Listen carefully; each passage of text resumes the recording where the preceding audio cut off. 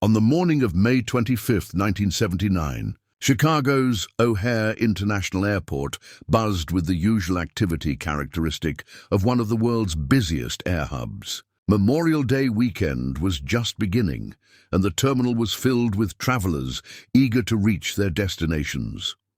Among the many flights scheduled that day was American Airlines Flight 191, a regularly scheduled passenger flight from Chicago to Los Angeles. The aircraft designated for this flight was a McDonnell Douglas DC-1010, tail number N110AA, a wide-body jet capable of carrying more than 250 passengers, known for its long range and advanced features at the time.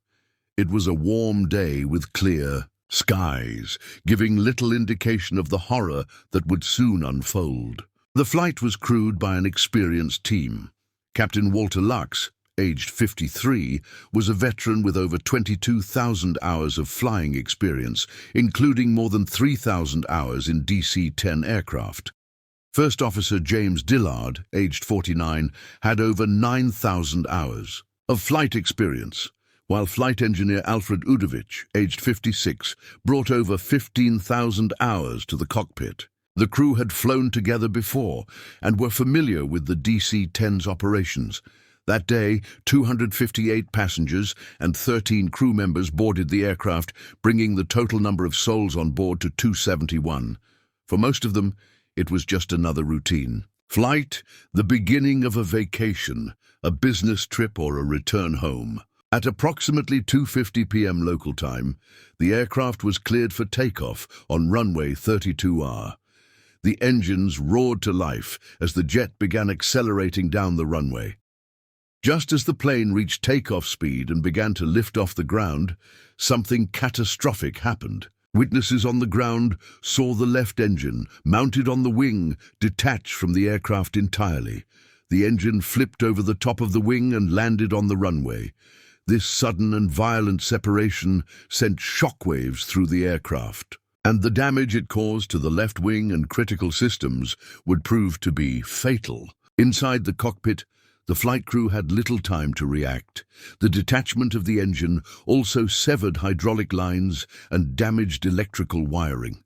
Critically, it disabled the number 1 engine's electrical bus, which powered the left wing's leading-edge slat retraction sensors and controls. The slats, small extendable surfaces on the front of the wing, are crucial during takeoff because they increase lift at low speeds. When the engine separated, the left wing slats retracted unbeknownst to the crew.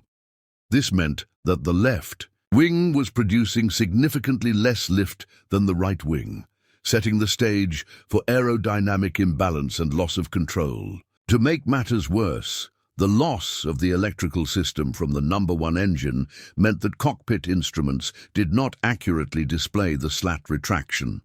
The flight crew believed that the slats were still in their extended takeoff position.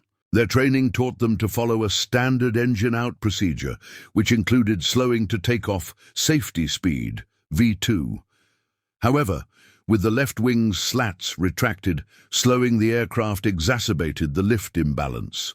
At around 325 feet above ground level, the left wing stalled. The aircraft entered a steep left bank, rolled past 90 degrees, and plummeted to the ground in a near-inverted position. The DC-10 crashed into a field just outside the airport perimeter fence, adjacent to a mobile home park and an old hangar, creating a massive fireball that could be seen from miles away. The impact and subsequent fire were unsurvivable.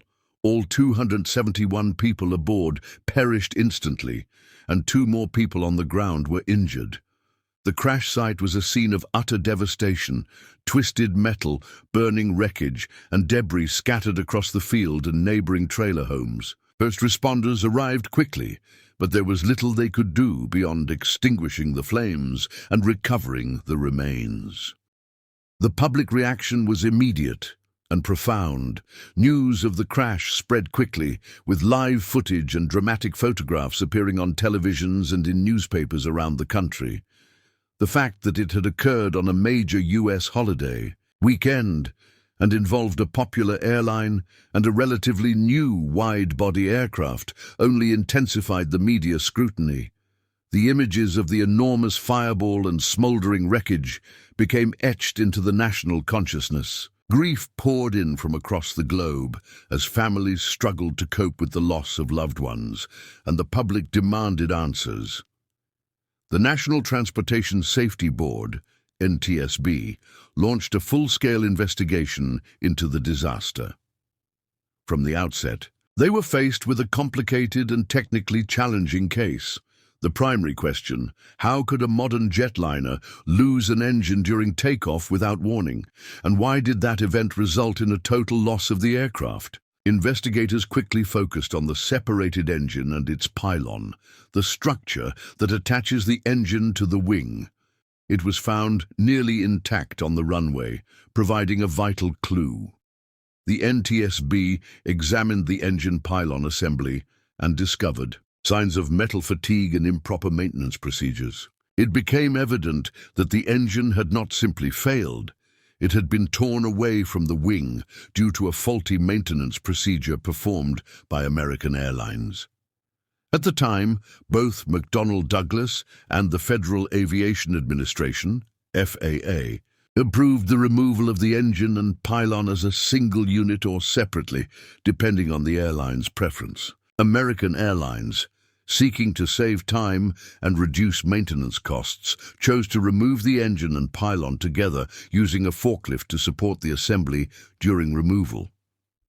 This shortcut created a dangerous situation. If the forklift was misaligned, even slightly, it could cause undue stress on the pylon structure. Indeed, the investigation revealed that during a previous maintenance cycle, improper forklift handling had caused an invisible crack in the pylon's attachment points. Over time, this crack worsened, and on May 25th, the structure finally gave way under the stress of takeoff. The pylon broke free, taking the #1 engine with it and severing vital systems in the process. American Airlines had not only adopted this shortcut, but had also encouraged it among its maintenance crews. The NTSB concluded that the damage from this improper procedure had gone unnoticed and was not adequately inspected afterward. This revelation triggered a sweeping review of airline maintenance practices across the industry. Investigators found that other airlines, including Continental and United, had used similar methods. Although these carriers did not experience the same catastrophic failure, the potential for disaster was present. The FAA responded by grounding DC-10s temporarily and mandating comprehensive inspections. McDonnell Douglas faced harsh criticism for not adequately addressing the potential weaknesses in the pylon design, and American Airlines was faulted for its maintenance shortcuts. The grounding of the DC-10 fleet sent shockwaves through the aviation industry. The aircraft had only been in service since the early 1970s and was seen as a major competitor to other wide-body jets like the Boeing 747 and Lockheed L-1011. As investigators worked to ensure the aircraft's safety, public confidence in the DC-10 eroded. Airlines cancelled or delayed flights, passengers switched to other carriers, and bookings plummeted. Though the aircraft would eventually be cleared to fly again, the stigma of Flight 191's crash remained. Every share and subscription helps us bring more untold aviation stories to light. Thanks for being part of the journey.